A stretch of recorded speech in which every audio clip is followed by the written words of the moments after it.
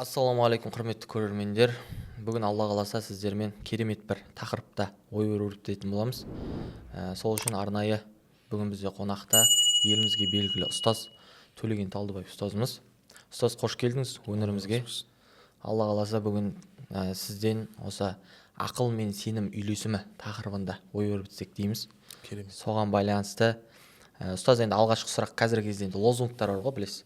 Эмоционалды исламнан рационалды исламға көшетін бір уақыт келді, сондай бір дәуір келді деген. Енді осы бір орайда ұстаз, рационалды ислам дегеніміз жалпы не, және де ислам мен рационалдықтың байланысы қандай? Бисмилlah. Уассалату вассаламу аля ашрафил мурсалин ва аля алихи ва сахбихи ажмаин. Өте орынды тақырып. Жалпы ағарту академиясын құрып, сол жерге ұстаздардың басын қосып, негізгі мақсат ретінде, негізгі бір ұстаным ретінде ағартушылықты рационалды исламменен жасаймыз деген келісім болған. Сол келісімге сәйкес қазір Құдай қаласа жайлап жүріп келе жатыр. Рационализм деген сөз жалпы ойға басымдылық беру, мәселені егжей-тегжей қарау деген секілді.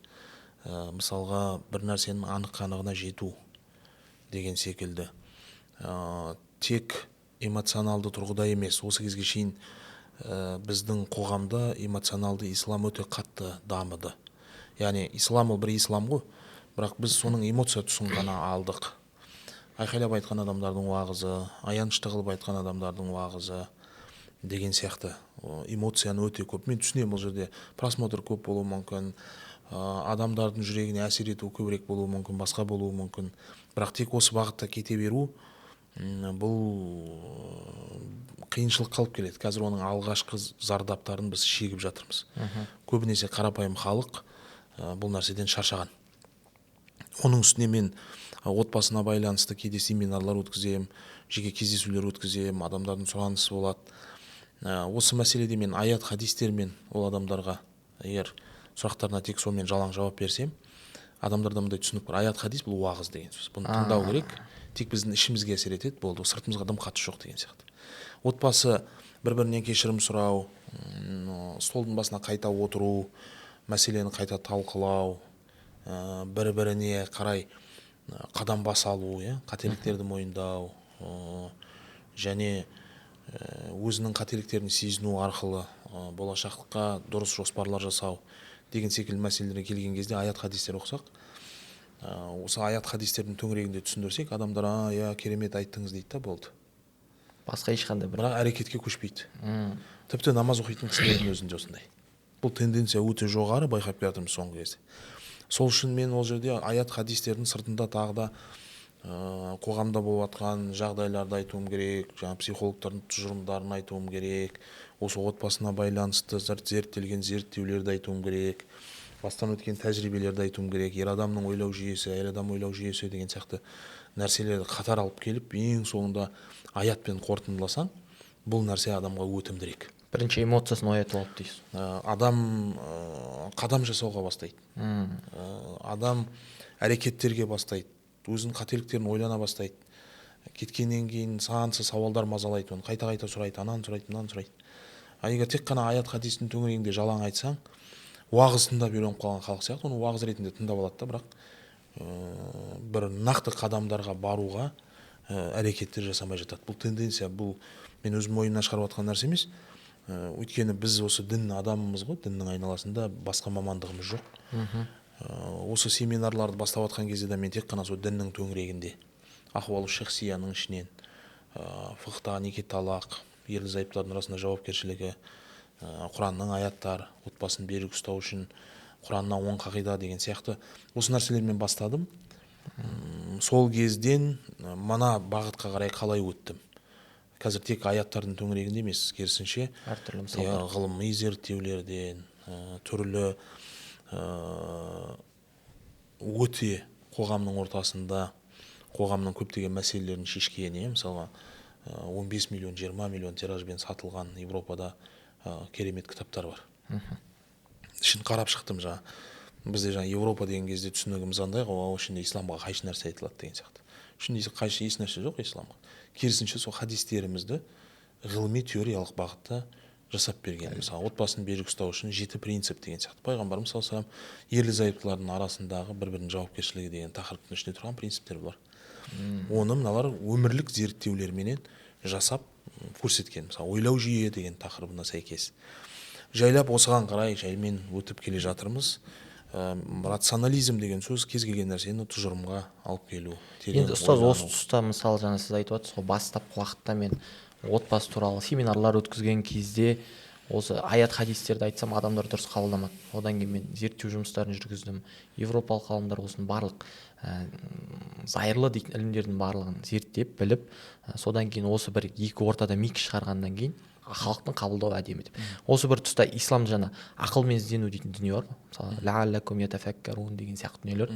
Сол бір нәрселер осыны меңзей ма? Жалпы осы тарқатып айтып берсеңіз.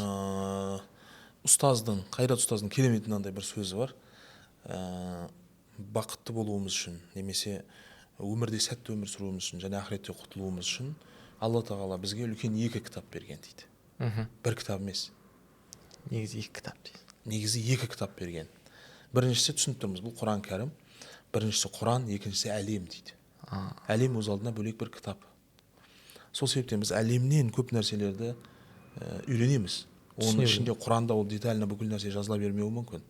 Отбасына байланысты Құранда біз сендерді бір-біріңе жұп қылып жараттық, араларыңа бір мейірім мен тыныштық салдық деген сияқты нәрсемен бітіреді. Бірақ қарап тұрсам бұл 5-6 сөз, 5-6 сөздің астарында қанша үлкен мағыналар бар. Ол мағыналардың бәрін біз осы өмірдегі қарым-қатынастарымыздан алып шығамыз.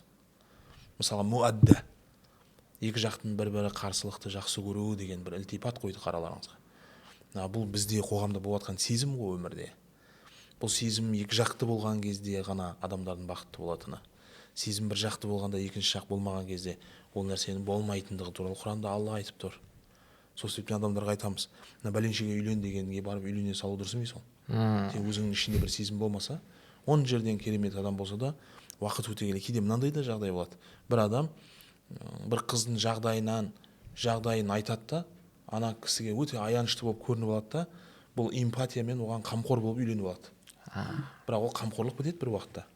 Одан кейінгі қамқорлық біткеннен кейінгі әрі қарай өмір өте қызық емес өмір болады. Тура сол сияқты жалпы әлемнен үйренетін нәрсеміз өте көп. Сол үшін жаңа сен айтып жатқандай ятафаккарун деген аяттар сол мағынада келіп жатыр. Ойлану деген сөз, неге ойланамыз? Ойлану үшін қалай ойланамыз? Енді ойлану деген кезде тіпті біздің ойлау жүйеміздің бәрі біздің көз алдымызға көрген нәрселеріміздің негізінде ғана болады. Мысалы имам Ғазалиден мынандай бір сөз бар: кімде-кім Алланы елестететін болса, ол мушрик болды дейді. Адамдар айтады, қалай сен қатты айтып жүрген жоқсың ба? Ойда ұшқыр ғой, енді ойда бір шекара жоқ. Ол кез келген жерге барып келуі мүмкін деген сияқты. Сосын айтады, жоқ, мен шектен шығып тұрған жоқпын. Мен нақты тұжырымға негізделе отырып айтып жатырмын. Өйткені адам баласы тек қана көрген нәрселерін елестете алады дейді. Көргеннің сыртында бір елес жасау мүмкін емес. Ендеше адам Алланы елестететін болса, ол көрген нәрселерінен құрастырған деген тұжырым шығады. Не деген сөз бұл? Ойлау деген сөз біз айналамыздағы бүкіл нәрсе бізге белгілі бір дәрежеде таным, білім үйретеді. Сол үшін біз бұған сана деп айтамыз. Сана бар, сосын бейсана бар. Сана деген сөз әрбір жаңа нәрсені сипалап үйренуіміз. Кішкентай бала жүріп 1,5 жасқа келген кезде бүкіл нәрсені шашып, ұстап, аузына салып, жеп көруі, бұның бәрі күнде саналық тұрғыдан жасалады. Осылайша ол әрбір нәрсені саналы ойлап, ананы әбден танығаннан кейін оны бейсанаға тастайды. Автоматически. Ол уже су ішіп жатқан кезде, алғашқы су ішіп жатқан кезде саналы түрде ішеді оны, кейін су ішкенде бейсаналы түрде ішеді. Ал енді біз үнемі қайта су ішкен сайын саналы түрде іше беретін болсақ, онда біз дами алмай қаламыз. Күнделікті санамыз таза тұру керек, өйткені жаңа нәрселерге қарай ұмтылыс үшін. Бейсана деген нәрсе әдейі қалыптастырылған, Алла жаратылысында солай жасаған. Келесте су ішіп жатқанда бізге ойланудың қажеті жоқ. Мысалы, бейбарыс деген кезде мен новый бейбарыс елестетпеймін. Менің бейсанамда автоматты түрде ең алғашқы күндегі танысқан бейбарысты, соны бұрынғы жадымда, яғни бейсанада тұрған ақпаратты санаға алып келеді сразу. Мен тіпті сені алғашқы көрген кезімдегідей елестете беремін. значит бұрыннан тану бар деген сөз. Сол үшін рационализм деген өте маңызды нәрсе өмірде. Енді ұстаз осы жерде мысалы жаңа біз айтып жатырмық қой көптеген нелер, бірақ діндарлардың арасында осындай бір тенденция қалыптасқан дейміз ғой, рационалдылыққа дейтін бір теріс көзқарас деген сияқты дүниелер бар. Енді Құран тұрғысынан рационалды ойлауға шақыратын аяттар бар ма? Иә, әлбетте. Сол бір тұрғыда. Міндетті түрде. Мысалға, аулул альбаб. Иә, мысалға, өте терең ойлай алатын, терең ой иелерінің ісі бұл деген жерде. Иә, мысалы, бұл мағына нені беріп тұр? Ойланудың шырқау шегіндегі адамдар мағынасын беріп тұр. Екіншісі, сендер ешбір тіреусіз тұрған аспанға қарамайсыңдар ма? Бұл жерде егер назара мағынасын тек қана былай көзбен қарау мағынасында болса, таңертеңнен кешке шейін аспанға қарап тұруға болады, бірақ одан ештеңе өзгермейді. Ол деген сөз, назара бұл жерде мағынасы ой жүгіртпейсіңдер ма деген сөз. Сендер түйенің жаратылысына қарамайсыңдар ма дегенде. Мысалы, қарапайым түйенің өзі деп жатыр ғой, бір жаратылыс қой әшейін. Мысалға, жерден жасыл шөпті жеуі, ол шөп асқазанында қорытылу арқылы ол қанға айналуы, қанының бойынан айналып келіп желіне келген кезде ол аппақ сүтке айналуы, бұл процедуралар туралы маған түсіндіріп бересің ба деп тұр ғой Алла Тағала. Бұның қалай болған, қай жерден қызару, қай жерден біте бастады, ағару қай жерден басталды, осы жерді маған көрсетші. Бұл сен түсіне алмайтындай деңгейде, немесе менің құдіретімді мойындауың керек болған жерлер осы жерлер емес пе деген секілді мәселелер Құранда өте көп бұған байланысты аят. Алла Тағала әрбір аяттың жаңағы соңында аяқтаған кезде бізге мысалға уамин аятихи, бұл Алланың мұғжизаларынан, белгілерінен, ғибраттарынан. Ла аятин ли қауми етафаккарун, ойлана алатын қауым үшін бұл жерде міндетті түрде ғибрат бар. Қандай қауым? Қандай қауым үшін ғибрат? Кез келген қауымға ғибрат жоқ. Сақалы бар, орамалы бар, бақытсыз өмір сүріп жатқандар көп. Бірін-бірі сабап жатқандар көп, бір-біріне ажырасып жатқандар көп, келісе алмай жатқандар көп. Бірақ бәрі намаз оқиды. Бәрі орамал тағады. Бәрі Құдайдан үміті бар. Сол себептен бұлардың келісе алмауына себеп болып жатқан, Құранда Алла Тағала өзі айтып тұр. Бұл жерде лә аятин, лә басындағы лә қасам бұл. Міндетті түрде пайда бар. Бірақ кім үшін? Ли қаумин, сондай бір қауым үшін, ятафаккарун, ойлана алатын қауым үшін. Ойлана алмайтын қауымға күнделікті өмірі тура таңертең қандай ситуация шықса, сол ситуацияның төңірегінде өмір сүреді, алдын ала ойланбайды кейбір нәрселерді. Бір күндік рутинада айнала береді дейсіз. Айнала береді. И сол қысқа мерзімдегі мәселелерді шешсе, немесе шешпесе де уақытша тоқтатып қойса. Алдында бір проблема бар. Мысалға былай деп айтуы мүмкін. Мына баланы бірдеңе жасайық дегендей. Сосын ой сен қойшы бірдеме бүйтші деді да, мәселені сол уақытта тоқтатты біраз уақытқа шейін. И ол күн тәртібінен түскен жоқ ол мәселе. Бәрібір тұрады. Ол тұрады. Ол 3 күннен кейін қайта келуі мүмкін, 6 күннен кейін қайта келуі мүмкін. Өйткені бала көз алдында тентек болып жатса, бала көз алдында тәртіпсіз болып жатса, тәртіпке шақыру, немесе оны балабақшаға беру, немесе может ол аурат шығар, больницаға көрсету деген нәрсемен аяқталмаса бұның соңы, күнделікті ол андай емес, ол ондай емес, мысалы бала сөйлемей жатады. Кезінде ана бәленшеде сөйлемеген. Баяғыда ол 6 жасқа шейін біткен, сосын тіл шыққан деген сияқты баяғымен салыстырып тастап қоя беру бәріміздің басымыздан өткен нәрсе. Бұл нәрсе сенің балаң сөйлеп кетуіне себеп болмайды. Сен 11 жылдан кейін де осы тақырыпты көтеріп отырасың, әлі 11 жылда сөйлемеген бала.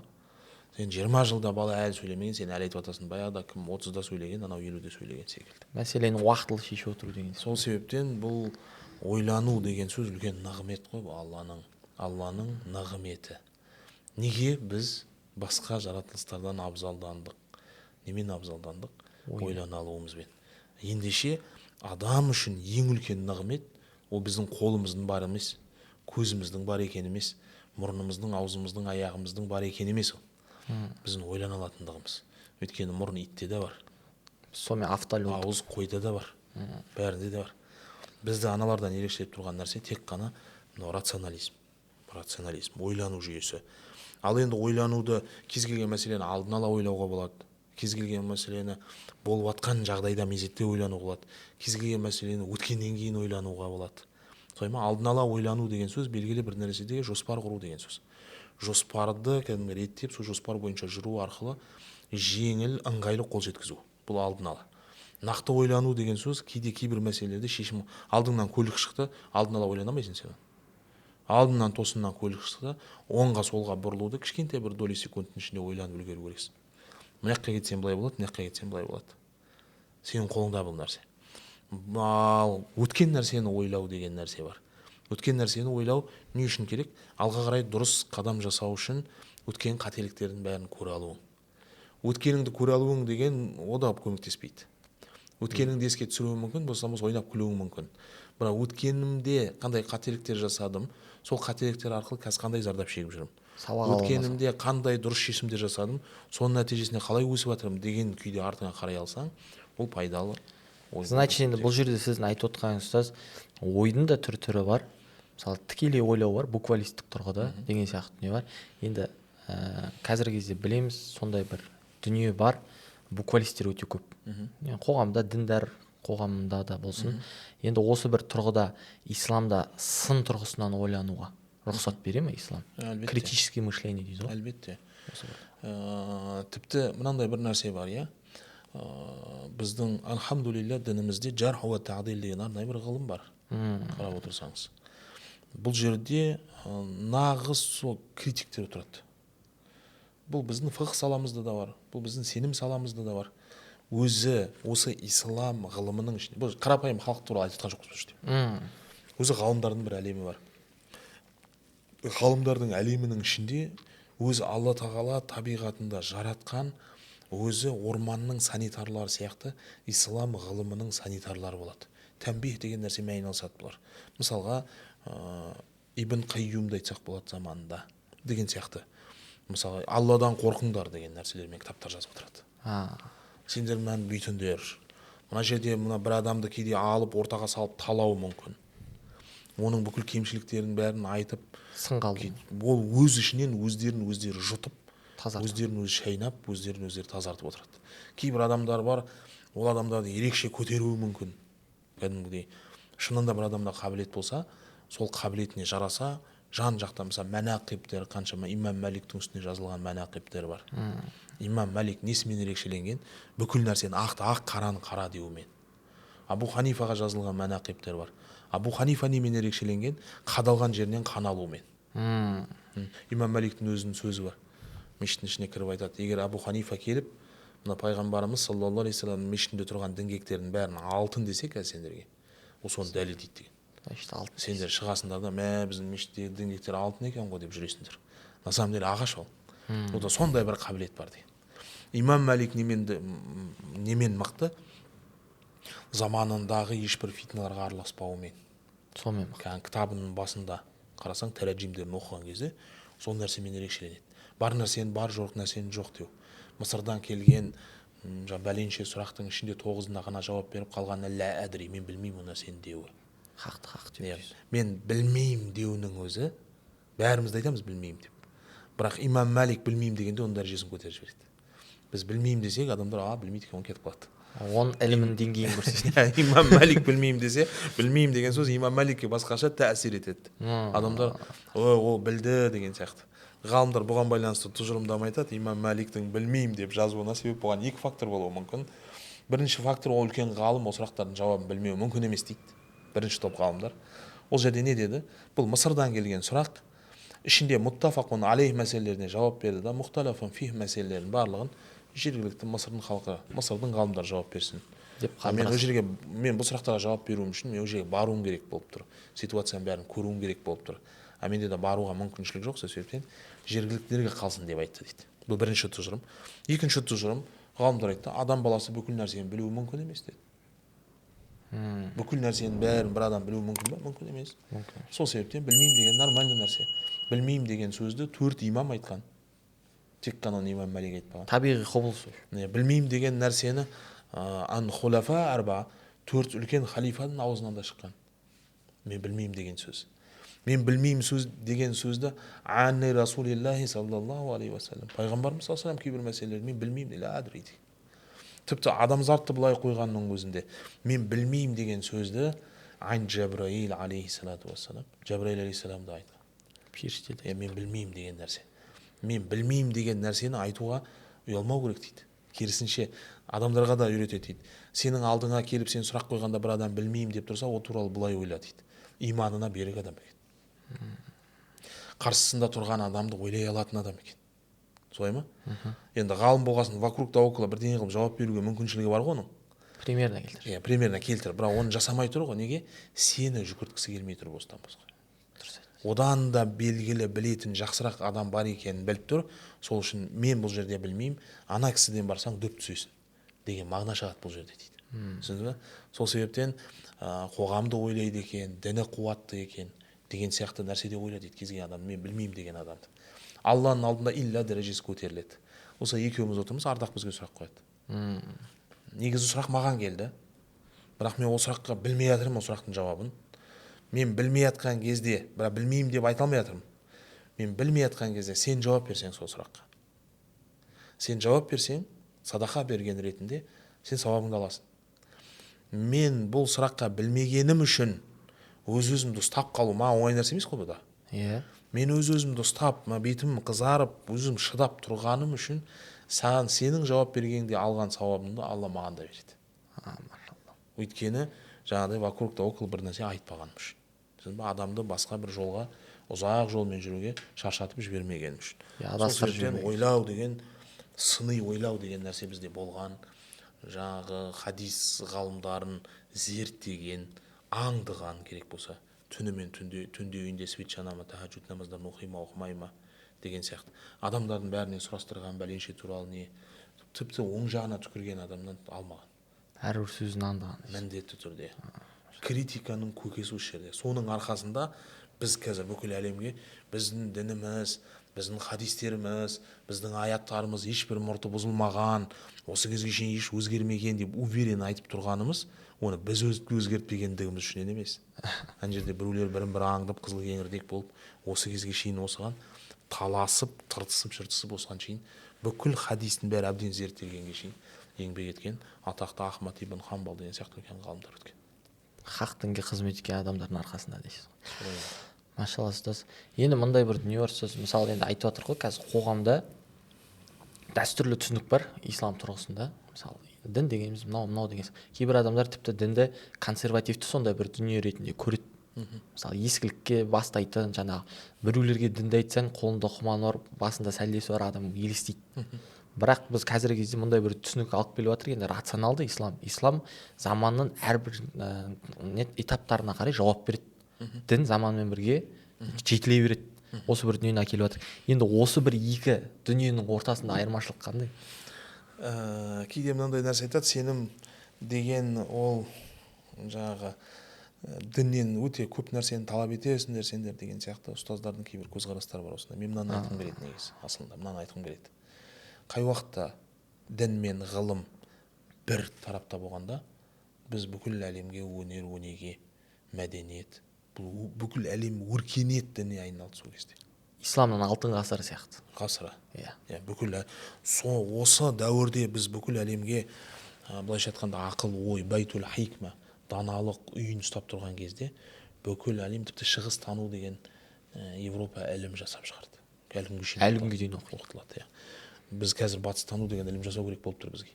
Бұны жасаған жоқпыз, бірақ оқып жатырмыз. Мен мана айттым ғой, отбасына байланысты аят хадистерді адам қимылдамағаннан кейін сол оқып жатқан кітаптарымыздың бәрі сол Европада жазылған кітаптар. Мысалға, әйел күйіңді сақтап, еркекше ойла деген кітап бар. Ағылшындар жазған, Европаның адамдары жазған. Бірақ біз қазір соны қолдану, оқу арқылы адамдарға қолданыс жасап отырмыз. Ғылым деген ұлтқа бөлмейді ондай. Дінге ол бәленше үшін, ол түгенше үшін деген нәрсе жоқ. Главное, ең маңызды нәрсе менің басымда ой елегінің болуы. Керек және керек емес нәрседе сүзгінің болуы, бұл өте маңызды нәрсе. Тура сол сияқты біздің, мен былай ойлаймын, қате болса бәлкім қате шығар, бірақ мен осы жазға шейін қазіргі қоғамда болып жатқан айналамдағы нәрселердің бәріне қарай келе мен мынандай бір тұжырымдамын. Қай уақытта біздің медреселерімізден мынау дін, мынау ғылым деп бөлді, содан бастап біз құладық. Құлағанымыздың деңгейі соншалықты дәрет пен намаздың төңірегінде дініміз осылай қалып қойды. Бірақ фиқх күллиятымыздың ішінде ахкаму султания бар. бәрі бар. Мемлекеттің басқарылуы деген тақырыптар бар. Сауда Халықаралық қатынастар деген тақырыптар бар. Бүкіл тақырыптар бар. Бірақ ол тақырыптардың бізге қатысы жоқ. Біз тек қана сол ғибадат бабын оқи береміз болды. Муамалят бабы бар. Мысалы, тек Ханафидің өзін айтсақ, бүкіл ислам әлеміндегі деп айтпайық. Ханафи мазхабының фақih кулиятының өзі 36 том. 36 томның 2 томы ғана Алла мен адамның арасындағы қатынас, қалған мен адамның арасындағы қатынасқа байланысты. Бұл қатынастардың барлығы жердің проблемасы. Мына жердің проблемасы. Ана аяқтың проблемасы емес. Ертең ақыретте барғанда не болады деген проблема емес. Мен мынаның ақысына қалай кірмеймін, мен мына нәрсені қалай дұрыс реклама жасаймын, мен мынаны өзіме жар қылып алған кезде алдында міндеттерім қандай, қайткенде оның абыройын құлатып алмайым, мен мына жерде қателік жасап қойсам оны жуып шаю үшін не істеймін, қанша түрлі киім алып берем, қанша түрлі мәһрге қандай ақша, күнделікті мәселелердің барлығы шешіледі. бәрі нәрсенің бәрі былай байытатыны. Детализация дейсіз. Тіпті сізге мен мына үйім сататын болсам көршілердің ризасын алу деген секілді. Атақты бір ғалымға келіп, сіздің үйіңізді алғым келеді тәбәррукан, қаншаға бересіз деп айтады дейді. Әлгі ғалым айтады дейді, менімен саудаласу оңай, сен бірінші көршілермен сөйлесіп кел. Солармен саудаласып. Аналар сенімен көрші болғысы келе ма? Олардың бәрі болды сенімен көрші боламыз десе, мен сен сұраған ценаға бере саламын дейді. Үйдің артықшылығы ештеңесі жоқ деген секілді. Сол себептен менімше қайтадан былай ойлаймын. Енді былай медресе, рухани білім беру саласында жүрген кезде көзім мынаны көргісі келеді. Мен көре аламын ба, көре алмаймын білмеймін, бірақ мынаны көргім келеді. Біздің медреселерде математиканың оқылып жату, географияның оқылып жату, астрономияның оқылып жату, IT-дің оқылып жату, тіпті жаңағы технология, чиптер жасау бірдеңе деген бәрін дін адамы. Мысалы, медресенің ішінде бұл. Сол кезде солай болды. Сол кезде солай болды асында. Қазір шыққан жаңа сағатты жасап шығарған, роботтарды жасап шығарған Әл-Харизми. Біз компанияның ішінде Әл-Жәбірдің атасы деген журнал шығарамыз. Сол Әл-Жәбірдің атасы журналдың ішінде мен кейбір нәрселерді сол кезде көрем. Мысалға сағатты роботтар жасаған. Кезінде механизммен жүретін роботтарды жасаған кезінде аталарымыз. Бұл дін адамдары. Сендер аспанға қарамайсыңдар ма дегені жұлдызды зерттеген. Зерттеген. Бірінші обсерватория салған. Обсерватория салған, иә, сол сияқты. Неге біз қазіргі таңға келген кезде, дін деген кезде тек қана мешіттің айналасында, имамдардың айналасында, тек қана жаңа отырып ғибадаттың төңірегінде. Бұның сыртына шығуға болмай ма не? Шектеп жатқан нәрсе не? Бізді былай бөлді. Мынау дін ілімі, ғибадаттарыңмен отырыңдар өздер. Шықпаңдар. Ғылымға сендер араласпаңдар деген. Сендер аралассаңдар қазір догманы алып келесіңдер, яғни Құраннан іздейсіңдер ол нәрсе. Бізге Құран керек жоқ, бізге тәжірибе керек деген идея келді да, мынаны маяқтан ысырып. Құрандағы Алланың айтқан сөздерін, мысалы, қазіргі заманның тәжірибесіне сәйкес зерттеуге болады, зерттелетін нәрселер. Мысалы, Құранда аят бар. وَمِنْ آيَاتِهِ أَنْ خَلَقَ لَكُمْ وَأَنْفُسِكُمْ وَأَنْفُسِكُمْ деген аят. Біз баяғыдан мен оқыған бұл аят. Баяғыдан білемін, 2003-2004 жылдан бастап білемін бұл аятты. 20 жыл. Бірақ бұл анфусикум дегенді түсінбейтінмін. Бұл жерде неге? Мына сөз лишний деп ойлайтынмын. Алланың хикметінде. Бұл Алланың белгілерінен, бұл Алланың мұғжизаларынан, сендерге өздеріңнің жыныстарыңнан сендерге не жұптарыңды жаратып берді. Өздеріңнің жыныстарыңнан деген не деген сөз ол? Уйтақта адамнан басқа кімге үйленеді дейтінмін. Қазір итке үйленіп жатқандар бар ғой? Бар. Осыны көрмейінше мен ана аят мағынасыз деп ойладым. Бірақ ана 14 ғасыр бұрын бұл келген Құран осы күні біздің итке үйленетімізді білген ғой. Соған жауап берген. Соны айтып жатыр. Сендер болашақта итке үйленесіңдер, бірақ ол дұрыс емес деп жатыр. Болмайды ол итке үйлену, мысыққа үйленуге болмайды. Өздерінің жынысынан болған. Адам болу керек. Ол маймыл болмау керек. Ол адам болу керек, адам. Сосын саған қарамаған адам жынысынан болу керек деген нәрселерді, кейбір нәрселер бар. Кейде қияма деген сүре бар Құранда. Детально бәр нәрсе баяндалады. Ол ақырет емес қой, осы дүние бұзылатын аспан мен жер ғой. Бұзылатын система ғой. Бұл бүгінгі біздің тақырып қой. Бірақ ол болған жоқ әлі. Бірақ жазылып тұр. Бірақ болады. Болады ол. Мысалы, мен мұсылман ретінде иман келтіремін бұған. Мен көзім тірі кезде бола ма? Мен өлгеннен кейін бола ма? Мен өлгеннен кейін 1 миллион жылдан кейін бола ма? 1 миллиард білмеймін. бірақ ол құранға бостан бос енген жоқ.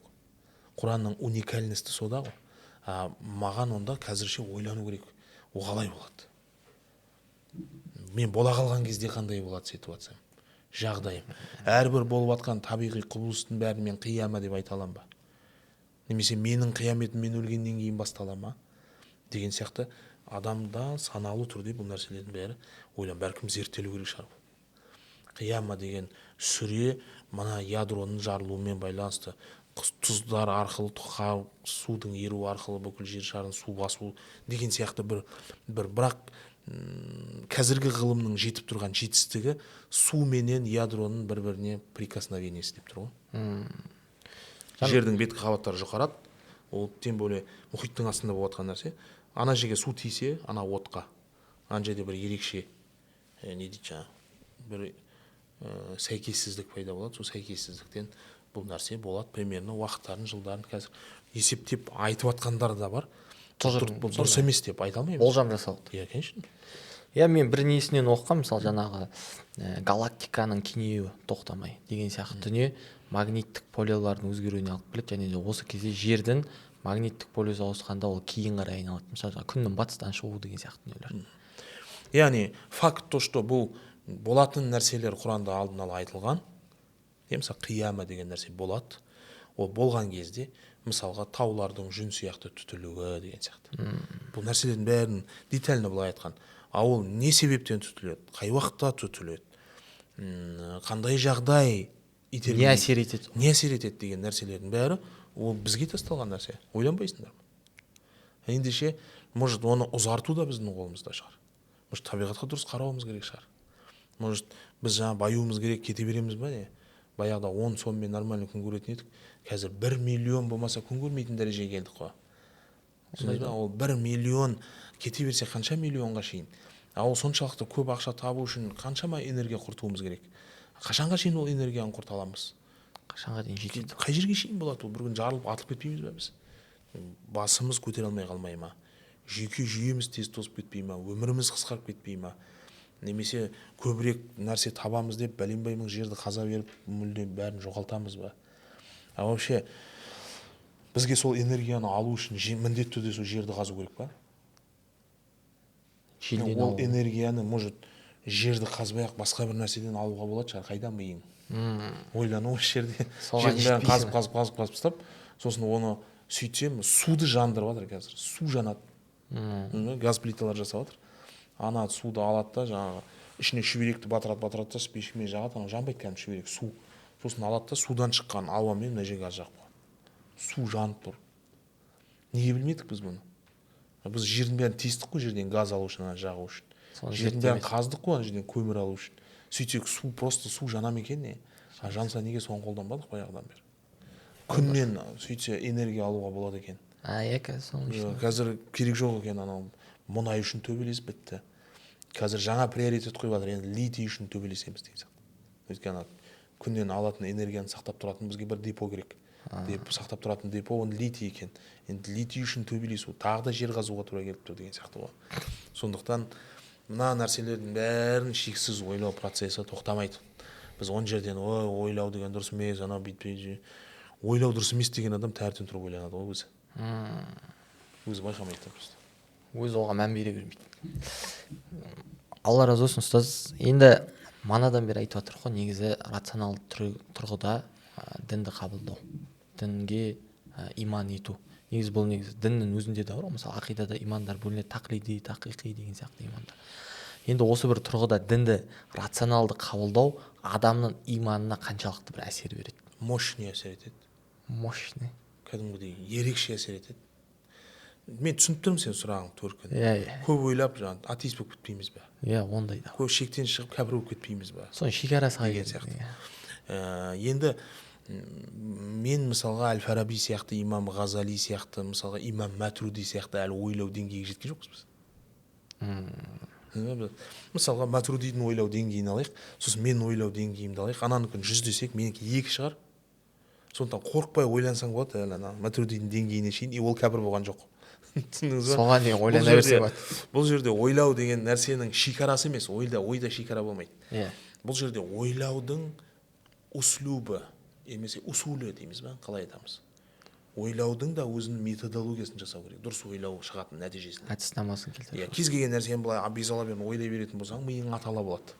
Бұл бір. Екіншіден, ойлау кеңістігінде бір шекара болмайды. Мысалға біз мынаны қазір кеңістікте отырмыз бір бөлмеде. Бір бөлменің ішінде сен бар, мен бар, заттар бар, ардақ бар, светтер бар, камералар бар. Сен тұрған жерде бос емес, мен тұрған жерде бос емес. Өйткені ол жерде мен тұрмын. Мысалға енді автобустың ішіне елестетейік. Автобусқа тығылысып мінген адамдар бір-біріне әрі тұр дей ма? Әрі тұр. Ана жерде кішкентай пространствоға таласады бәрі. Кеңістік занимать етіп тұр ғой. Енді ойлауға келсек, ойлау да тура сондай аймақ үлкен. Бірақ ол жерде бір-біріменен, мысалы, мынаның оқыған кітабын мен оқыдым да, сен мына кітаптан шамалы әрі тұршы, мен мына жерге сыйсайын деген нәрсе болмайды ол жерде. Мен мына жерде ойланып алайын дейтін. Мен сен ойлап жатқан нәрсені ойлап жатырмын, екеуміз қатар ойлап жатырмыз, орын болмай жатыр, сен ойламай жатыр, мен ойлайын деген нәрсе болмайды. Ол жерде кеңістікте шекара жоқ. Ойлауда бір шекара жоқ. Ойлауда дұрыс ойлау немесе дұрыс емес ойлау. Ойлауда дұрыс ойлаудың механизмдерін қою арқылы дұрыс нәтижеге қол жеткізу, немесе дұрыс емес нәтижеге қол жеткізу. Яғни қате ойланудың методологиясы дұрыс болмай, қате ойлап, қате тұжырым шығып, ол біздің өмірімізге кері әсер етуі деген сияқты механизмдер бар. Ол бізге байланысты ма? Бұл бізге байланысты. Құдайға шүкір, қазір ойлаудың механизмдері қалыптасқан. Мысалы, бізде сенімге қатысты тікелей кәлам деген ілім бар. Терең ойланғысы келетін адам оқысын кәлам. Кәлам ілімі өзі неден пайда болған білесіз ба? Кәлам деген өзі сөзден, сөз дейді. Ислам территориясы кеңейген кезде, бұрын ислам араб жазирасында болғанда, исламның жалғыз дұшпаны ол мушриктер болды. Мушриктер деген сөз пұтқа табынушылар. Пұтқа табынушылар ол илахи бір дін болмағаннан кейін, илахи дінге бәсекеге түсетін нәрсе емес ол жалпы. Қарсылас бола алмайды. Қарсылас бола алмағаннан кейін бар, бұл жерде тек қана қырсығу деген тема бар. Пайғамбарымыз саллаллаху алейхи вассалам қырсықтармен күресте болды. Қырсықта Абу Жахил қырсығып отырып алды, Абу Лахаб қырсығып отырып алды. Сосын қарсы қоятын еш нәрсе болмағаннан кейін, ол Құран оқыған кезде сендер өлең айтыңдар. Күшпен басыңдар. Болмағаннан кейін бойкот жариялаңдар. Ешкім ештеңе сатып алмасын, ешкім үйленбесін, қыз бермесін, қыз алмасын секілді мәселелермен не істеді? Өздері тұратын жерден ығыстырды. Пайғамбарымыз саллаллаху алейхи вассаламның Меккеден Мәдинаға ығысуы олар үшін өте үлкен мүмкіншілік болды. Негесінде. Олардың ол жерде көбеюі пайда болды. Өйткені ойлана алатын адамдардың барлығы келе бастады бұл аятқа. Пайғамбардың жанына топтаса бастады. Бұны көрген қырсықтар сосын айтты, мынаның көзін жоймай бізде проблема таусылмайды. Соғыс ашты. Одан кейін барып артынан өздері қайта іздеп барып басына аламыз, басына бәйге тікті, ақша тікті, бәлен тікті, түген тікті деген секілді. Ал енді осы мәселенің территориясының бәрі бітіп, мысалы Меккені фатх еткеннен кейін, мушриктердің басым көпшілігі, яғни билік мұсылмандардың қолына өткеннен кейін, ислам былай тарау территориясына шыққанда, уже екінші бір қауымға келді. Монотеистік діндерге тірелді. Ол жердегі қауым, оған мушриктер сияқты қырсықпайды. Ол жердегі қауым мұсылмандардан бұрын Алламен сөйлесудің методологиясы бар оларда. Усулі мен услуы бар. Құдай айтып жатыр десең, мына жақта Құдай айтып жатыр деуге қорқатын еді ғой. Түсіндіңіз ба? Қазір ана жаққа барсаң, Құдай айтып жатыр, сен Құдай айтып жатыр ма деп күшті болып тыңдайды сен. Бірақ бәрібір өзінің олардың да ұсынымы бар. Солай ғой? Мысалға барды да мына иконалар дұрыс емес деді. Бұл пұтқа табынушылықтың бір символы, бұлай болмайды деді. Сосын олар тұрды, жақсы деді. Бұл жерде келіспеді мұсылмандармен, христиандар. Шіркеулердің ішінде жаңағы крестке асылып тұрған Исаның немесе көптеген құдайлардың суреттері, соларды елестету арқылы Аллаға жақындаймыз деді олар. Бірақ ислам келді да бұл болмайды деді. Араларында белгілі бір дәрежеде диспуттар пайда бола бастады. Одан кейін олар тыңдады, қырсықпайды олар. Мұсылмандар барды да оларға Құранды насихаттап бастады. Құран насихаттау барысында олар бәрін тыңдады да, сосын айтты: "Ма ма'на вajh? Айнама туаллу фасамма вajhилла." Сендер қайда жөнелсеңдер жөнеліңдер, Алланың жүзін табасыңдар деген аят келген кезде, бұл жерде ма ма'на вajh? Вajхтың мағынасы не бұл жерде? Сен ана жерде иконаға қарсы шығып тұрсың ғой. Мына жерде Алланың жүзі деп тұр ғой. Айын келді. Сен иконаға қарсы шығып тұрсың ғой. Мына жерде Алланың көзі деп тұр ғой. ядуллахи фаука айдихим деп. Алланың қолы бүкіл қолдардан үстем. Сен ана жердегі суретке қарсы шығып тұрсың. Мына жерде Алла өзінің қолы деп тұр ғой. Сенің осындай сансыз сұрақтар келе бастады. Біз бұған хабари сипаттары дейміз Алланың. Осыдан кейін имам Матуридиди сияқты ғалымдар кәләм ілімін философиялық тұрғыда сұраққа сұрақ арқылы, жауапқа жауап арқылы жауап беру деген сияқты методологияларды ойлап тапты. Нәтижесінде айтты, бұл жерде қолдың мағынасы сен ойлап жатқандай қол емес ол. Ол жерде қудра мағынасы. Осылай есік жабылды. Әйтпесе одан алдын Алланың қол деген сипаты бар деген Абу Ханифа. Абу Ханифа сәләф ғалымдарынан. Абу Ханифа не деген? Алланың қол деген сипаты бар деген. Алланың жүз деген сипаты бар. Өйткені Құранда келген аяттар бұлар. Сол себептен әрбір келген хабари сипат ол Алланың бір конкретный сипаты дейді. Имам Матуриди анау қол деген нәрседе адамдар қайта-қайта мына қол елестетіп кете бергеннен кейін бұл проблема болмасын деген сияқты бұны түбегейлі жояйық деп, бұл қол деген сипатты құдірет деген сипаттың ішіне кіргізген. Алланың қол деген бір сипат жоқ, бірақ бұл құдірет сипатының ішінде. Бұл жерде мағынасы биліктің үстем болуы деген сөз. Бәр нәрсе Алла бақылайды, бәр нәрсе Алланың құдіретінің астында деген мағынаны беріп жатыр. Бүкіл тепе-теңдікті сақтап тұрған ол, бүкіл баланстың бәрін жасап тұрған ол деген сияқты осындай бір мағыналар берген. Яғни бұлар ойлаудың үлкен шыңына жетті. Христиандармен мәселені шешті. Одан кейін біткен жоқ қой, философтардың дәуірі келді. Грек философтары келді. Грецияның философтары, сансыз сауалдар келді. Олармен күресті. Одан кейін атеисттер келді. Біз тек қана ғылым, тек ғылымды ғана құрметтейміз. Тек ғылыммен ғана бірге боламыз. Тек нақты тұжырымдармен белгілі бір ғылым қойған стандарттардың төңірегінде ойлану ғана жайыз деген адамдар пайда болды. Оларға да солардың өздерінің қойған шарттары мен құралдарының ережесінде оларға да иманды жеткізу үшін осындайға ең соңында тіпті мынандай тұжырымға шейін келді. Фытри иман деген нәрсе бар. Фытри иман. Болмысынан адам. Юладуна аля тилкал фытрати. Абу Ханифа өзінің кітабында айтады. Адам баласы міне осы фытратта туады. Қандай фытратта? Ақару бир рубубия. Аллаға уәде берген күйде, рухтар. Әлі дүние келген жоқ. Аласту би роббикум. Мен сендердің раббыларың емеспін бе деген кезде қалу бәлә, ант берді олар. Иә, сен біздің раббымыз. Енді ант бергеннен кейін қара дейді. Юладуна аля тилкал фытра. Міне осы фытратта дүниеге келді.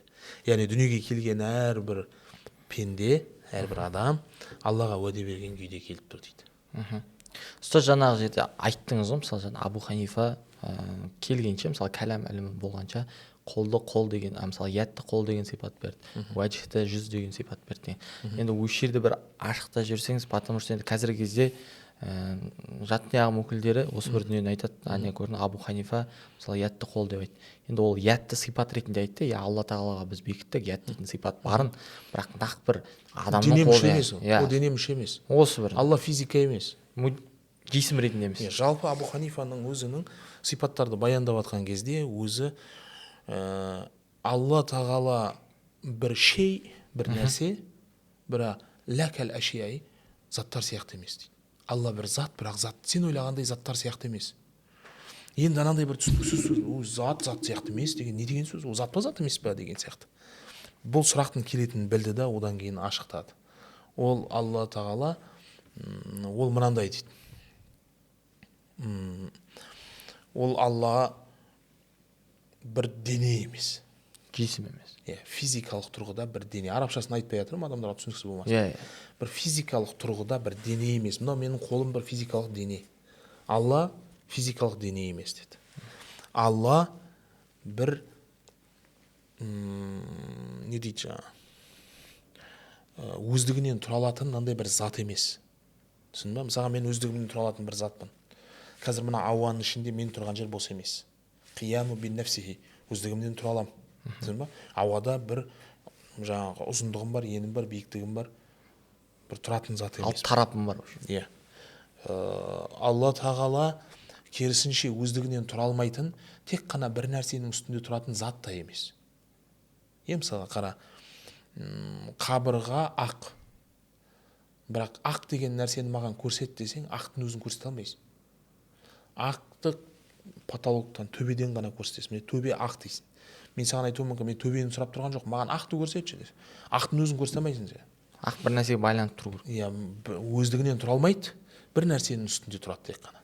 Мысалға жылы, жұмсақ деген нәрселерде бір сипаттар, алла тағала бұда емес. Ла хаддалаху, алланың ешбір шекарасы жоқ. Худуд деген шекара. Сол себептен аспан деген жаратылған нәрсенің ішіне алланы сыйғыза алмайсың. Алла ондай шектеулі болған нәрселердің ішінде тұратын да бір нәрсе емес. Уәлә диддалаху, алла тағалаға қарсы күресетін де ешкім жоқ. Түсіндіңіз бе? Алланы жеңіп, оның орнына алла болып алатын да нәрсе жоқ. Ниддалаху, оның орнын басатын ештеңе. Мислалаху, тура алла сияқты да ештеңе жоқ. Деген нәрселер жоқ деп келеді да түсіндіреді. Енді түсіндің ба? Алла бір зат, бірақ заттар сияқты емес. Біз осы жерден түсінеміз. Алланың қол деген сипаты бар деген кезде, қол деген кезде физикаға кетіп қалатын болса, онда мана бұл яд деген сөзді айтпай тұрып, Абу Ханифа кітабының басында алла тағала бір зат, ол заттар сияқты емес деп тұжырымды беріп тастады аяқта.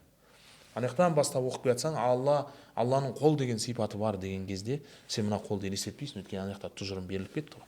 Сондықтан Абу Ханифа қол деген кезде Абу Ханифа алланың қолы бар, ол дене деп айтты екен деген сөз емес бұл. В общем, тафуид қылады. Яд сипаты ретінде қалады болды. Міндетті түрде. Соны сол жерде ашықтап жіберейік дегеніміз. Енді ұстаз, өзіңізге қатысты сіздің пікіріңізді білу. Чисто сіздің пікіріңізді білу соңғы үш сұрақ. Біріншісі, жалпы қазіргі таңда біз білеміз. Енді сіздің дәуіріңізде айтайыншы, біздің дәуіріміз десем артық болып кетер. Сіздің дәуіріңізден бастап, енді қазіргі кезге дейін, примерно 2010 уақытына дейін адамдар дінді эмоционалды тұрғыда қабылдады. Эмоционалды тұрғыда қабылдады. Мен де солай қабылдадым. Бәріміз сөйтіп қабылдадық. Ал енді қазіргі таңда жастар мысалы енді қазір бер жағында бертін туған балалар дінді рационалды тұрғыда қабылдайды. Оларға ешқандай эмоция әсер етпейді. Олар кәдімгідей ойланады, жер қайдан пайда болды. Осындай жастардың ойы бәрі. Енді осы бір дүние рационалды ислам осы жастар үшін қаншалықты маңызды? Осы бір зерттелу. Тағы да айтамын, кез келген нәрсенің өзінің бір құралдары болады. Құралдарына жараса болатын болса, онда бұл әдемі дамудың ең алғашқы баспалдақтары деп түсінсек болады. Егер құралдар ретінде басқаша жаңағы жүйеленген, қойылған методиканың негізінде болмаса, біз бұны үйрете алмасақ, мысалы мен де керемет білемін деп айта алмаймын бұл нәрсені. Бір ғалымдар бар, Құдайға шүкір, бізде белгілі бұл. Болмаса әлем ашық. Әлемдік деңгейде үлкен ғалымдар бар. Бұл нәрсені алып келуге болады. Бұл ғылымды үйренуге болады. Ғылым шекараны қарамайды, нәсілге қарамайды, еш нәрсе қарамайды. Егер осы методикаларды дұрыс қоғамның ортасына насихаттай алсақ, онда бұл бізге өсуге себеп болады. И бізде қазақта Құдайға шүкір ондай потенциал бар. Өйткені қаншама шығыс елдермен салыстырған күйде айтып жатырмын, бірталай елді араладым. Ал егер методикаға жараса болмаса бұл нәрсе, қазір біз дінді осы кезге шейін безала берді түсіндік, тура сол сияқты бұған да осылай безала бердіспен кіретін болсақ, әуелі таяқ жеулер басталады. Болады, қазір мен діннен таяқ жеп жүрміз біз. Таяқ жеп. Өйткені басында дұрыс емес келдік. Дұрыс емес дегенде, ол ананың кінәсі, мынаның кінәсі деп біреуді кінәлап жатқан жоқпын. Нақты біреу. Өйткені атеизмнен шықтық, жол көрсететін ешкім болған жоқ. Бәріміз білеміз, біз баяғыда мұсылман болғанбыз. Бірақ мемлекеттің өзі біз тәуелсіздікті алғаш алған кезде былай деп ойлады, дін адам мен Алланың арасындағы қатынас, оған біздің не қатысымыз бар дегендей. Түсіндіңіз? Қазақстан конституциясын, Қазақстан егемендігін алған кезде 91 желтоқсан дейміз ғой. 91 желтоқсан күні егемендігін алды. Желтоқсан 16-сы точнее айтсақ. 15 январь күні діни сенім бостандығы және діни бірлестіктер туралы заң қабылдады. Бір айдан кейін. Қатты зерттеуден өткен заң ғой енді. Бір ай зерттеген ғой целый. Салғырттық. Ешкім зерттемеген оны. Оны халқында қойған болды. Өйткені түсінік мынадай атеизмнен шыққан халық қой енді. Сол кездегі ағаларымыз, аталарымыз деп айтамыз ба? Алла разы болсын, ол кісілерден де бір жаңа біреуге сын тақайық деп отқан жоқпыз. Бірақ олар былай түсінген ғой. Дін деген адам мен Алланың арасында ар намыстың тұрғысында бір нәрсе. Ол біз не қатысымыз бар? Әркім өзі білсін. Құдаймен арада шаруа шешіледі. Өйткені сол заманда солай болған ол. Әркім дін өзінің ішінде. Діни топ құрып, діни бірдеме қылып, коллективный бір нәрсе жасау деген тема болған ғой. Тек қана бір адам өлген кезде жаназасын оқудан басқа көрмеді ол кісілер көп нәрсені. Түсіндіңіз бе? Сондықтан бұл осылай болғаннан кейін алды да 2005 жылы түрлі ағымдар кіре бастады, түрлі көріп тұр ғой енді бұл дінді бізден алдын қаншамадан зерттеп жатқан, қаншама уақыттан бері дінін бұзбаған неше түрлі нелер бар. Бір мемлекет қосылды тәуелсіздігін алып, қарады заң, қай жерде олқы тұсы бар, экономистер келіп сол пайдалы қазбасын алу үшін атака жасады. Діни тұрғыдан мәдениетті зерттеп жүрген адамдар рухани тұрғыдан экспансия жасау үшін жан жақтан неше түрлі қолы кірді ғой. Мысалға 2092 жыл алсақ, сол 2005 жылдардан бастап уже діни проблемалар басталды ғой бізде. Иә, Қазақстан түсінді ғой мемлекет, бұл дін деген тек қана адам мен Алланың арасында қатынас емес екен ғой. Бұл жерге мемлекет араласу керек екен ғой. Бұл жерде бір қатаң реттер болу керек екен ғой. Заң тұрғысынан кейбір нәрселер реттелу керек екен ғой деген секілді нәрселер сол кезде барып пайда бастады. Енді, значит, мындай бір тұжырымдама болып шығып тұр. Яғни исламды рационалды тұрғыдан зерттемегеннің әсері жастар арасында, мысалы, соларға рационалды исламды бере алмаған себепті қазіргі жастардың көбісі атеист, агностик болып кетуіне алып келіп соғады. Дұрыс усулында, дұрыс әдіснамамен ойлана алған жастар рационалды тұрғыда исламға келіп тіреледі. Мысалға, егер дінді, мысалы қазір біздің қоғамда адамдар дінді, жастардың өзі дінді кейде қатты бағаламай жатады соңғы кезде. Орта буын тем более. Неге біз әртүрлі, мен бір пост салсам интернеттен, бір уағыз айтып салсам, уағыздың астында міндетті түрде 5-6 нәрсе жазылады. Неге бұл нәрсе болады? Өйткені мынаны былай деп қабылдау керек. Адам санасы үнемі дамушы. Және ол бір жерде тоқтап қалуды қаламайды. Ал енді біздің дініміз де айтып жатыр, қияметке шейін өміршең бір дін бердік. Енді біз дінді осы сананың дамуына сәйкес оны да бірге ертіп дамытып отыра алмай, мына жерде қалсақ, сана дамып кетеді да, мынау қалып кетеді да, міндетті түрде мазақтау басталады. Қазір біз осы неде тұрмыз қазір. Осы стадияда тұрмыз. Халықтың өзі дінді мазақтауға бастап жатыр. Халықтың өзі дін адамдарын мазақтауға бастап жатыр. Өйткені ана рационализммен, кәдімгідей ғылыммен ұштастырып ананы алып кете алмай жатырмыз. Тек қана сол өлім жетімнің айналасында, тек қана нәрсенің айналасында, тіпті сол дін адамдарының өзі терең ізденіске, зерттеуге қарай ұмтылмай жатыр ол нәрсе. Әлі анау ескі усулдарды жаттап бірдеме, ол керек шығар. Оны сол 30 жыл болды ғой, сол 30 жылдың алғашқы 10 жылында істеп тастауымыз керек еді ғой. Да егер мына сумасшедший трафикпен жүру керек қой. Иә. Біз нөлден бастап, әліппеден бастап тұрмыз ғой. Әліппеден бастап біз ахкаму султания тақырыбына қазір келіп жатуымыз керек. Иә, бұл бізде өте тез болу керек. Біз қалып қойдық мына жерде. Мына заман тоқтап тұрған жоқ, кетіп баратыр. Әлем дамып жатқаннан кейін интернет арқылы ана араб елдерінде не болып жатқанын көріп жатыр, Дубайда не болып жатыр, Қатарда не болып жатыр, Европада не болып жатыр, Европаның мұсылмандары қалай әрекет етіп жатыр. Ана адамдар кетіп жатыр ары қарай. Қанша тілді біледі. Қазір әлем, компьютерімді ашам, бүкіл әлем менің алдымда. Неше түрлі ой. Сонда бір имам балалар тәрбиелеп жатқан кезде бүйтіп айтамын ғой, сен қоғамға пайдалы болу үшін қызмет жаса, базовый серьезный нәрселерді біл. Сосын адамдармен қарым-қатынас жасауды үйрен. Сол таңертеңнен кешке шейін бүйтіп кітап оқып отырып алма. Өйткені сен бәрібір ерсін әміре сияқты уағыз айта алмайсың. Бәрібір Арман Қуанышбаев сияқты уағыз айта алмайсың. Сен бір ауылға имам болып барасың, ол ауылдың жамағаты, ол Арман Қуанышбаев тыңдай алады ауылында отырып, үйінде отырып. Сен керісінше оны мына жағынан жаулауға тырыс. Сен оның мінез құлқын түзеуге қарым-қатынас жасауға тырыс. Сен олармен бір практикумдар жаса, таңертең ерте тұру, сен конкретно күнделікті қажеттілік. Иә, сен сол нәрсені жасауға тырыс. Оны Арман бере алмайды. Оны Ерсін ұстаз бере алмайды. Өйткені ол Шымкентте, оған яқта. Сен мына жердесің. Сен мен көркем айтам, ана айтам. Қаншама ғалымдар бар, ол вообще Хамза Бәкірейді тыңдайтын шығар. Может, арабша білетін шығар. Может, арабша білмесе де қазір субтитр бар. Мунзир Каф тыңдайтын шығар. Может, экономика зерттеп отқан шығар. Сол сияқты қазіргі таңда адамдардың қасында кел, сен менімен қарым-қатынас жаса. Кел, сенің тығырықтан шығудың ситуацияларын бірге істейік. Кел, саған әрекет жасауды үйретейін. Кел, міне сәжде былай жасалады, рукух былай жасалады. Маңызды сосы. Кітаптарда бәрінде бар. Сондықтан әрекетшіл, яғни қоғамға пайдалы болу, қорықпай іске кірісу деген тақырыпта мамандар дайындау керек. Енді ұстаз, мана подкастымыздың басында айтып кеттіңіз ғой, біз қазіргі кезде осындай ағарту академиясы бар, осы халықты жалпы ағартушылық мақсатта осындай бір іс-шаралар атқарып жатырық деп.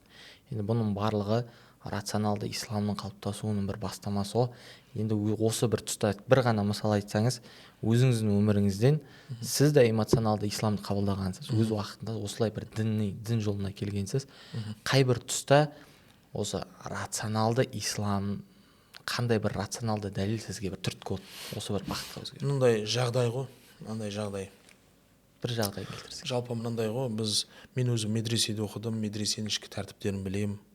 Өзім сол қатаң тәртіп бойынша өмір сүрдім. Осылай үйлендім. Осының шеңберінде ойладым, жалпы ойлауым соның шеңберінде.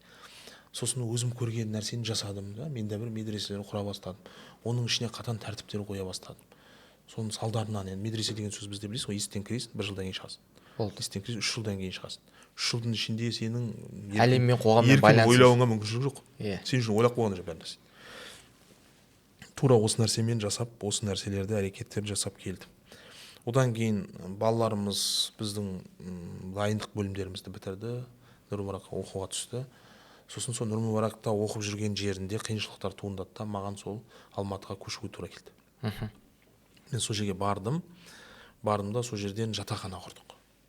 Жатақхананың ішінде жүйе құрдым.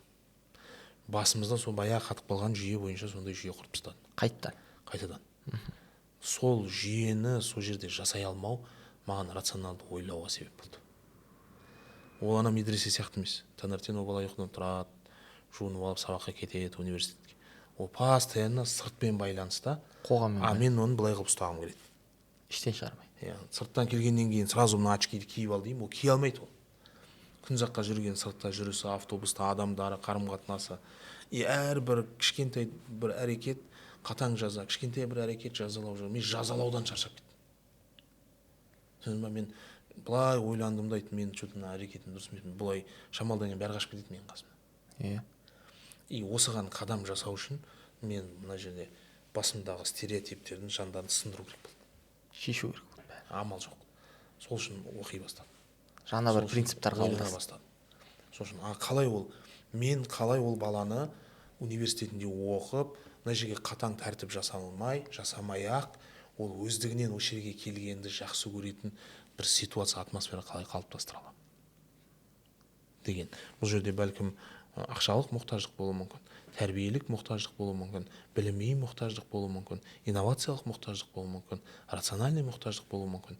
Осы нәрселердің бәрінің ортасын қалыптастыруым керек та. Біреу ең супер ұстаздарды ол жерге қоюым керек. Ол мен мына жерден кетіп қалсам, мына ұстаздардан ілім алмаймын деген нәрсе ұстап тұру керек біреуді. Біреуге сондай бір керемет атмосфера жасап беруім керек. Ол тіпті дінде жұмыс жасамаса да, діннің сыртында кез келген жерде жұмыс жасай алу керек адамдармен. Тіпті сенесіз бе, дизайн мышления деген сабақтарға шейін өтеміз іште. Осы нәрсеге шейін.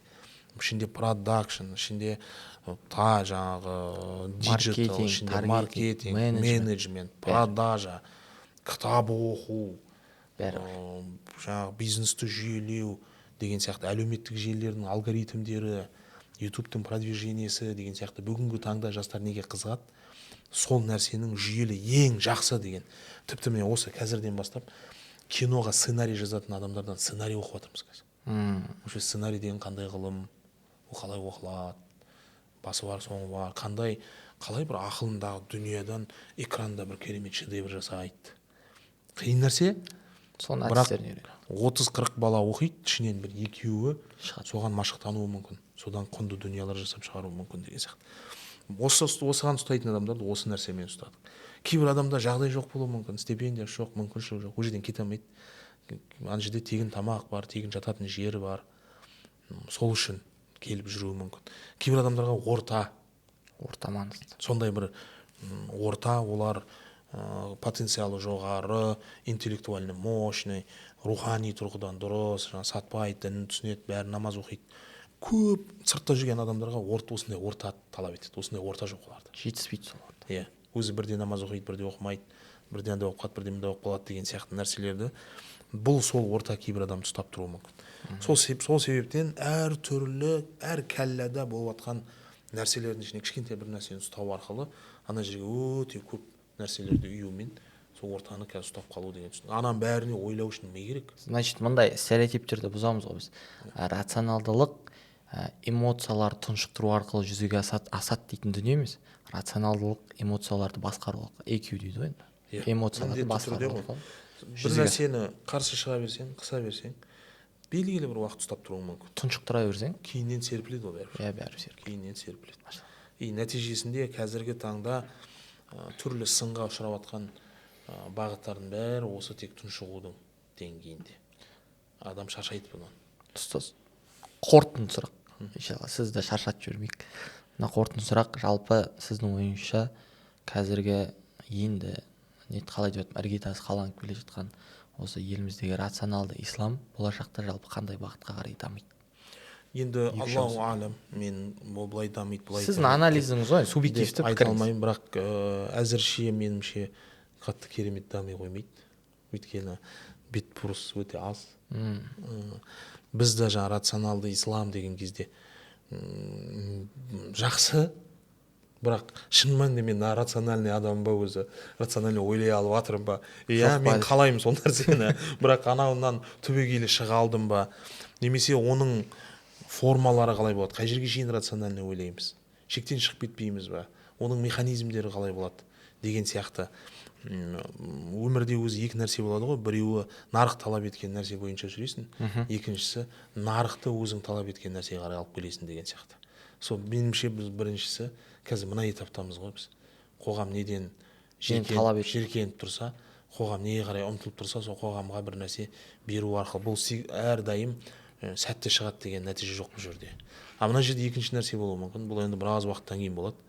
Қоғамды мен өзім талап еткен нәрсе бар. Бұл жерде уже жүйе бар, бағыт бар, бұндай әңгіме айту үшін белгілі бір күш бар, белгілі бір ғылыми потенциал бар, қор бар, багаж бар. Осылайша мысалға қарапайым тілде айтатын болсақ, біз қазіргі таңда қоғамда өте танымал, халық аузына қарап отқан адамдардың басым көпшілігі эмоциональный адамдар. Әншілерді жақсы көреміз, блогерлерді жақсы көреміз, спортсмендерді жақсы көреміз. Олар үшін қолымызда бүкіл нәрсені береміз. Және соларға мүмкіншілік жасасақ, Алла бізді ақыретте кешіретін сияқты болып көрінеді. Сол үшін бүкіл эмоционал, жақсы уағыз айтқан имамға береміз. Жақсы ән айтқан бізге шоу ұйымдастырып бергендерге береміз. Жақсы Құран оқығанға береміз. Жақсы төбелескенге береміз. Жақсы күрескенге, бокстескенге береміз. Бізге күшті эмоция берген адамдар. Кім әдемі жарқ етіп шоу ұйымдастырады, сол адам жанымызда қалып тұр. Сол үшін де кейде жаңа бірдеме түсіріп жатқан кезде ғылым ғой енді ода айтады. Метасообщение болмай тұр дейді сізде. Кішкене сайқымазақ қос дейді ішіне. Сол кезде ол адамдарға қызық болады әйтпесе. Қазіргі біздің күнде жаңағы 60-70%, 80% даже халық сайқымазақтықты жақсы көреді. Сен оны бере алмасаң, онда 20% халыққа әңгіме айтып жатсың. Сайқымазақ қоса алсаң, онда 80% адамға әңгіме айтып жатсың деген сияқты. Бұл нарыққа қарай жүру деген сөз. Ал енді қай уақытта осыны келіп, нарықтағы жеңіл нәрселердің бәрін алып тастап, керісінше елестетші, бір кішкентай бала, жасы 17-де, 16-да әлемдік деңгейде бір жаңалық ашып, математика сайысынан бірінші орын алып келеді. Олимпиадалар. Оған 10 ат береді, оған 4 көлік береді, оған 3, 4, 5 үй береді, оған бәрін береді. Міне сол кезде рациональды ойлау дамиды. Адамдар соған ұмтылады. Адамдар келіп мынандай, біз жаңағы бір құрылыс ғимарат салу үшін сол адамды шақырып креатив түсіріп атамыз. Мына жерге көмектес деп айтып жібересің ба, мына мешіттің құрылысына деген сияқты. Түсіндіңіз бе? Осы кезде рационал дамиды. Әлі дамиды. Ендігі кезекте құрметті бауырлар, бүгін сіздердің қажеттіліктеріңізге қарай қоғам арасында осы өзекті болған мәселені барынша талқылап, түсіндіріп, шарықтап беруге тырыстық. Егер де қандай да бір осы бір тақырып бойынша түсінбеген мәселелеріңіз болса, сұрақтарыңыз болса, астындағы пікірге қалдырыңыздар. Біз міндетті түрде жауап беретін боламыз. Алдағы уақытта қандай да бір тақырыптарда сұхбат өрбіткенімізді қаласаңыздар, сол бір тақырыптарды астына белгілеп жазып кетіңіздер. Міндетті түрде біздің парақшаға тіркеліп, жаңағы колокольчик батырмасын басып қойыңыздар. Сіздердің білдірген пікірлеріңіз, сіздердің басқан лайктарыңыз бізге алдағы уақытта шабыттар береді. Сондықтан барынша сіздерден қолдау күтеміз. Біз болса осы қоғамға, елге пайдалы контент ұсынуды жалғастыра беретін боламыз. Баршаңызға Алла разы болсын. Ассаламу алейкум ва рахматуллахи ва баракатух.